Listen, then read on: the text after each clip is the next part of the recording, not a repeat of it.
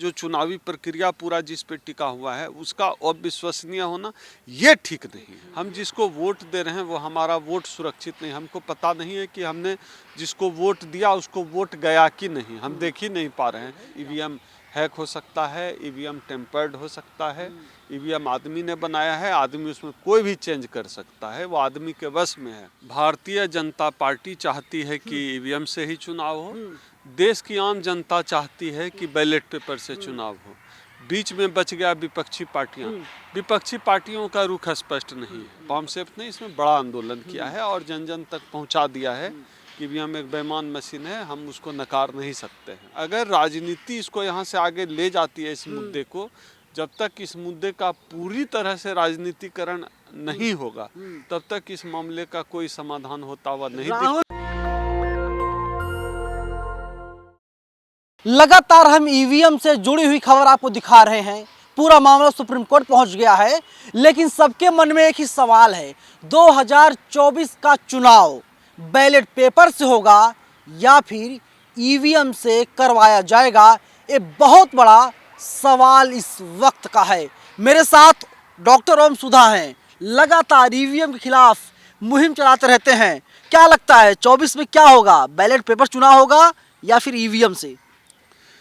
जो अभी दिख रही है स्थिति उससे तो एक बात तय लगता है कि भारतीय जनता पार्टी चाहती है कि ईवीएम से ही चुनाव हो, देश की आम जनता चाहती है कि बैलेट पेपर से चुनाव हो।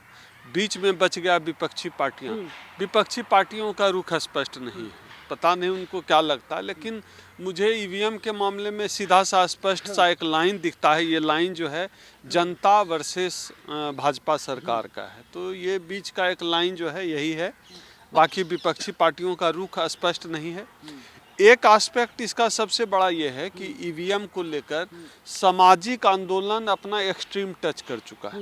सामाजिक आंदोलन इतना हो चुका है कि हर घर में लोग ईवीएम संदिग्ध हो सकता है न है, एक संशय की स्थिति तो बन गई है और ये सामाजिक आंदोलन से हुआ है। और मुझे लगता है कि इसमें सबसे बड़ी भूमिका बॉम्बसेफ की है। बॉम्बसेफ ने इसमें बड़ा आंदोलन किया है और जन जन तक पहुंचा दिया है कि ईवीएम एक बेईमान मशीन है, हम उसको नकार नहीं सकते हैं। लेकिन सामाजिक आंदोलन ईवीएम के मामले में अपना एक्सट्रीम टच कर चुका है। अब इसको पॉलिटिक्स पुल करे। अगर राजनीति इसको यहाँ से आगे ले जाती है इस मुद्दे को, जब तक इस मुद्दे का पूरी तरह से राजनीतिकरण नहीं होगा तब तक इस मामले का कोई समाधान होता हुआ नहीं दिखता। राहुल चुप है। दूसरा एक विकल्प नवीन और है कि जनता विद्रोह कर दे ईवीएम के मामले में, और विद्रोह हो जाना चाहिए। क्योंकि एक तरफ जो है हम लोग क्लेम करते हैं कि हम दुनिया के सबसे बड़े लोकतंत्र हैं, दूसरी तरफ दुनिया के सबसे बड़े लोकतंत्र का जो सबसे बड़ा खंभा है वो ईवीएम है, उसी से तो वोट देते हैं। उसका अविश्वसनीय होना ईवीएम का, जो चुनावी प्रक्रिया पूरा जिस पे टिका हुआ है उसका अविश्वसनीय होना ये ठीक नहीं है। ये साइन पूरे देश के लिए ठीक नहीं है। तो इस परिस्थिति में मुझे लगता है कि सरकार तो ये सरकार ऐसे मानने वाले हैं नहीं। विद्रोह अगर जनता कर दे तभी जो है ईवीएम हट सकता है। 3 महीने का वक्त बचा हुआ है, दिसंबर खत्म होने को है, आज 25 दिसंबर है। तो क्या ये मान लिया जाए कि ईवीएम से अगर मतदान होगा तो बीजेपी फिर से आ रही है, 400 पार बीजेपी करेगी इस बार? अब ये जो 400 पार करने का क्लेम है ये अपने आप में ईवीएम को भी संदिग्ध बनाता है कि आप जो है लोकतंत्र में आप कैसे कह सकते हैं 400 पार करें? 282 14 मोदी जी लेकर के आए थे, 19 में हुआ तो मोदी जी 303 लेकर के अकेले आए और तमाम पार्टियां गई जो गठबंधन में थे, 350 सांसद हो गए उनके पास। इस बार कहा जा रहा है 97 प्लस 97 होगा, 303 प्लस 97 इज इक्वल टू 400। वही मैं कह रहा हूँ, इतना कॉन्फिडेंस ईवीएम से ही आ सकता है कि हम 400 सीट लाएंगे। ये सारा कॉन्फिडेंस ईवीएम से आता है और मुझे लगता है अब जनता को सड़क पर उतर जाना चाहिए। भारत की जनता को विद्रोह कर देना चाहिए ईवीएम के मसले पर, क्योंकि हम जिसको वोट दे रहे हैं वो हमारा वोट सुरक्षित नहीं, हमको पता नहीं है कि हमने जिसको वोट दिया उसको वोट गया कि नहीं, हम देख ही नहीं पा रहे हैं कि हमारा वोट काउंट हुआ कि नहीं, हमने आम खाया तो इमली का असर क्यों है। इसके पीछे एक सबसे बड़ा तर्क यह भी दिखता है कि ऐसे बहुत से उम्मीदवार हैं जो मीडिया में चलती है खबरें, सोशल मीडिया पर दिखती है।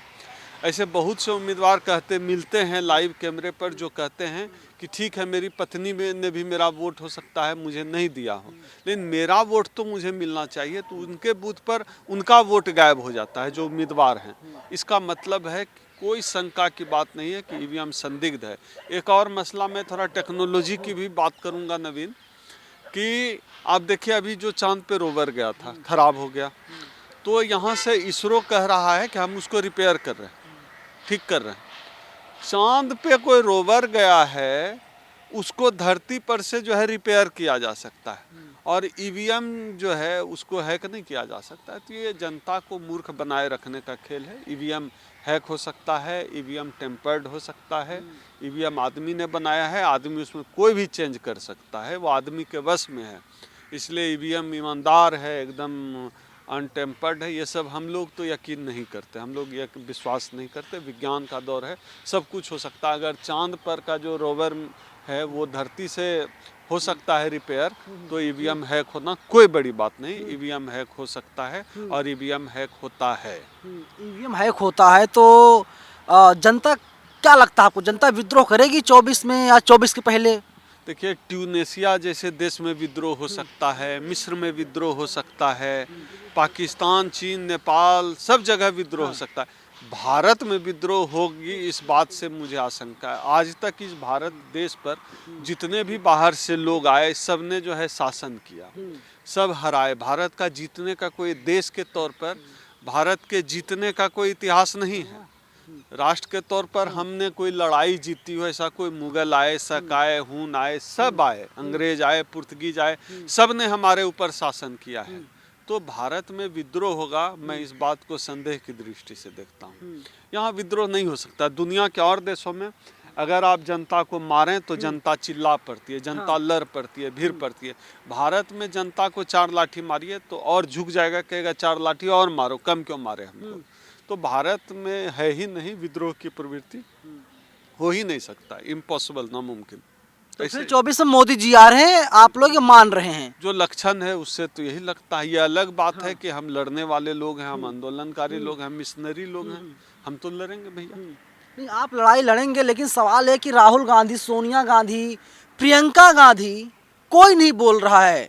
कांग्रेस एक बड़ी पार्टी है देश की। मैं वही कह रहा हूँ, जब तक कि इसको पॉलिटिकल पार्टी पुल नहीं करेगी तब तक तो सिर्फ सोनिया राहुल कांग्रेस की बात नहीं है। आप तेजस्वी यादव बोलिए, नीतीश कुमार बोलिए, अखिलेश यादव बोलिए, या जितने भी राजनीतिक दल हैं, देश के बड़े विपक्षी राजनीतिक दल हैं, कौन बोल रहा है? ईवीएम पर जो मुकम्मल लड़ाई है, एक मुकम्मल बात है, कोई नहीं कर रहा है। मुझे याद है कि आज से करीब 3 साल पहले, 3 साल हो गया होगा, अखिलेश यादव जी से जब मेरी मुलाकात हुई थी व्यक्तिगत, हम 2-2.5 घंटे हम लोग 1 to 1 बात हुई थी हमारी, उनके ऑफिस में बैठ के बात हुई थी।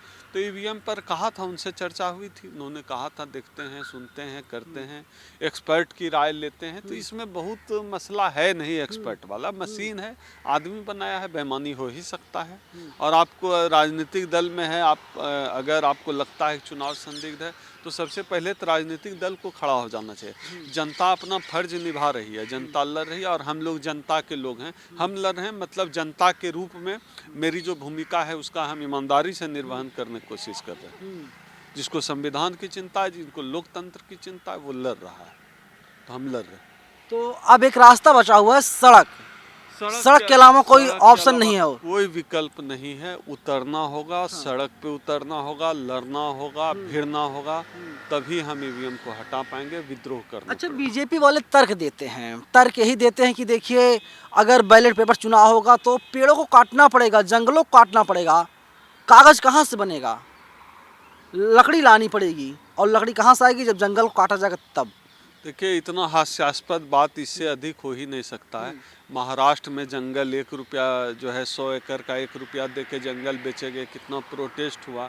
इन्होंने तमाम जो ये गुजरात में अभी जो बना है वो मूर्ति, वो नहर, उसकी वजह से कितने गांव के गांव डूब गए। और तमाम तरह के इन्होंने जो है जंगल जो है अडानी अंबानी को दे दिए काटने के लिए, बेचने के लिए। तो उससे प्रकृति का नुकसान नहीं हो रहा है। और बैलेट पेपर से चुनाव हो जाएगा तो प्रकृति का नुकसान हो जाए। देखिए, इससे अधिक हास्यास्पद बात हो नहीं सकती। दुनिया के वो तमाम देशों में जहाँ बैलेट पेपर से चुनाव होने लगे हैं, जहाँ होता था ईवीएम से चुनाव, तो भारत में अच्छा, ऐसा नहीं लगता आपको कि अगर कांग्रेस पार्टी खुल के मैदान में आ जाए और कह दे कि देखिए अगर ईवीएम से मतदान होगा तो हम लोग चुनाव में हिस्सा ही नहीं लेंगे, हम अपने प्रत्याशी उतारेंगे नहीं? ऐसा होना चाहिए, लेकिन ऐसा होगा इस बात को हम लोग कैसे कह सकते हैं? हम लोग तो सामाजिक कार्यकर्ता हैं, राजनीतिक कार्यकर्ता नहीं।